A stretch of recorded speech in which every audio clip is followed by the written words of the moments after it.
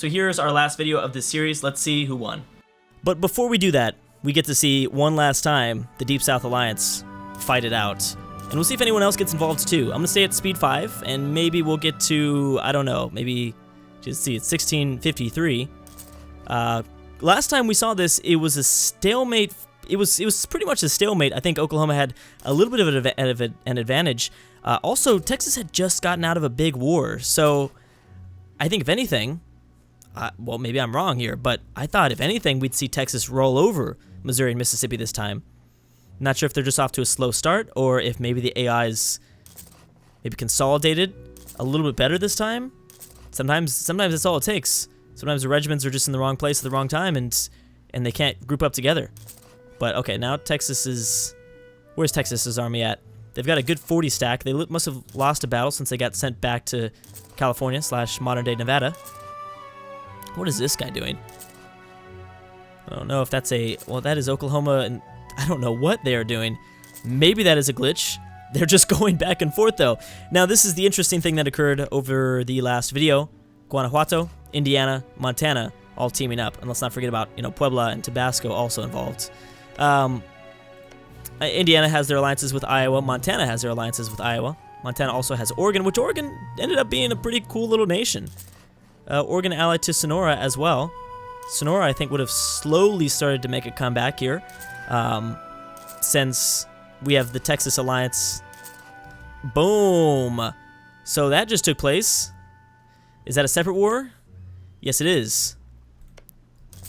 And there we go. Okay, so they separate pieced. That might be enough. We'll see if Guanajuato declares an offensive war. Oh, Missouri won. They just gave it to them. They're like, Texas was like, you gotta give them their land, Oklahoma, because I can't do this anymore. I cannot do this anymore. Boom. Yep, Guanajuato joined in. So we will see Montana, Indiana, and Guanajuato working together to take down Texas and at least one of their friends. Now, did Texas get these alliances back up with Missouri and Mississippi? No. Nope, they didn't. Is that because of an opinion?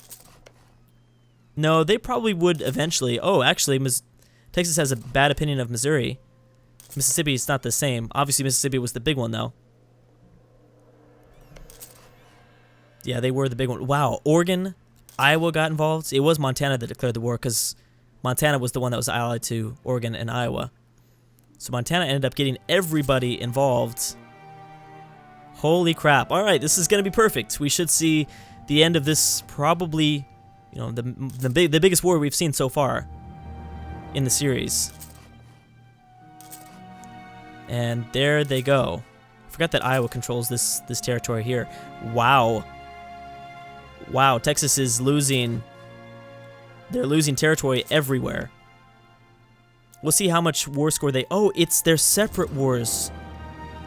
Oh my gosh, they are separate wars. That's what this is. There's 3 separate ones.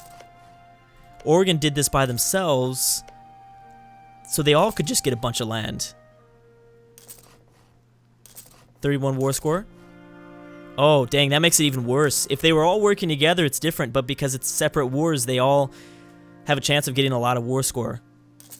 Especially if, like, some of the big powers eliminate the Texas military.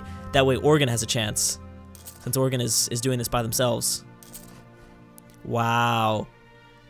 There we go. I mean, perfect way to see this series come to an end as the Titan, the biggest, probably the strongest nation for several videos now. Even though they might not have been the strongest in terms of development, they've been pretty much the ones to have watched.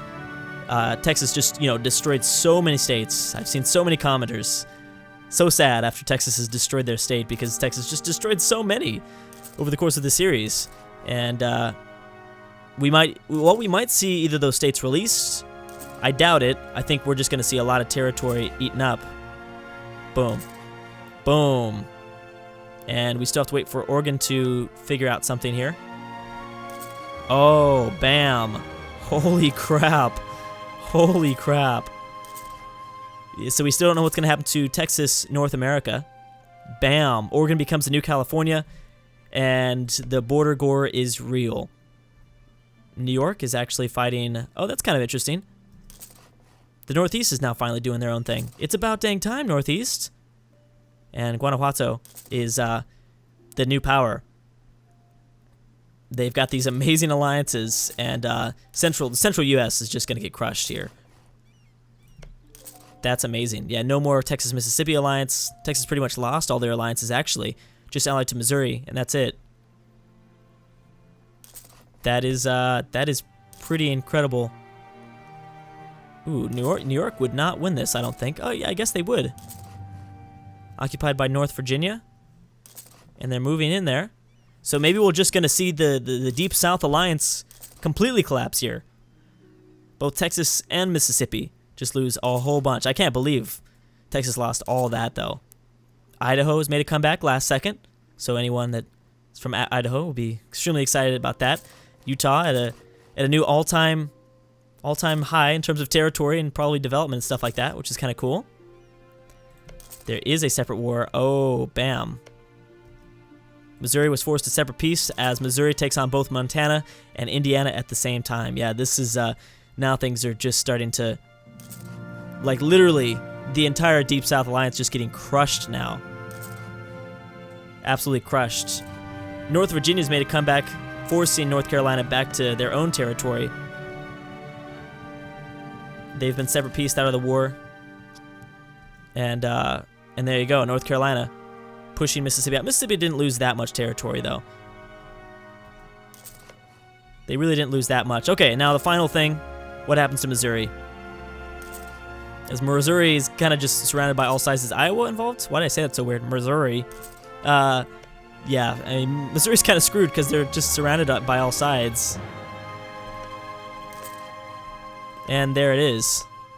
All right, I think that was... I can't imagine a more perfect way to end the series, to see this monopoly of an alliance over the Deep South and the central U.S.